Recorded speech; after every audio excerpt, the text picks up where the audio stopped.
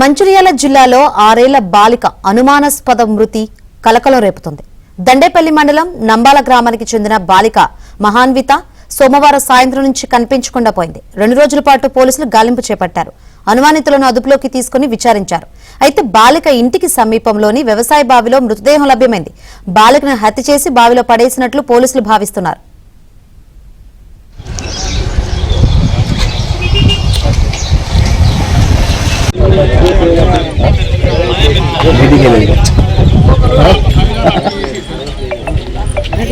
ముగాలి వచ్చినట్టు చెల్లెలు కని ఉన్నా అంట.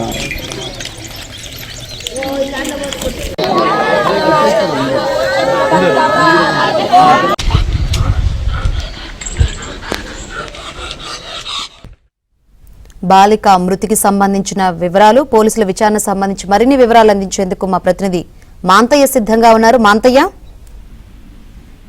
శాంకరి బాలిక మృతదేహం స్థానిక వ్యవసాయ బావిలో తేలడం స్థానికంగా తీవ్ర కలకలం రేపుతోంది.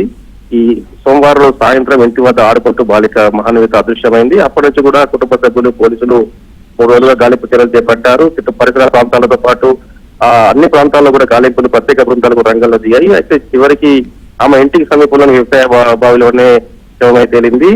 ఆ బాలికను అదే రోజు హత్య చేసి ఆమెకు బండరాయి కట్టి బావిలో తోసేసినట్టు అనుమానిస్తా ఉన్నారు. ఖచ్చితంగా హత్యనన్న కోణంలో పోలీసుల దర్యాప్తు కొనసాగుతోంది.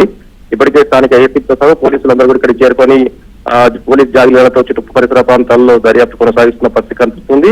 2 అనుమానితులు కూడా పోలీసుల అదుపులో ఉన్నారు. బాలిక సంబంధించి హత్యకు గల కారణాలపై పోలీసులు అన్ని కోణాల్లో దర్యాప్తు చేస్తున్నారు. బాలికపై ఏమైనా అఘాయిత్యం జరిగిందా, అఘాయిత్యం జరిగిన తర్వాత ఈ ఘటన చోటు చేసుకుందా, ఇవన్నీ కూడా వైద్య పరీక్షలు తేలుతాయని పోలీసులు చెప్తా ఉన్నారు. పోలీసులు కూడా కేసు సీరియస్ తీసుకున్నారు. 3 రోజుల నుంచి కూడా ప్రత్యేక బృందాలన్నీ కూడా రంగంలో దిగి బాలిక కోసం ప్రయత్నాలు చేస్తే చివరికి బాలిక మృతదేహం లభ్యం అవడంతో స్థానికులు షాక్ గురయ్యారు.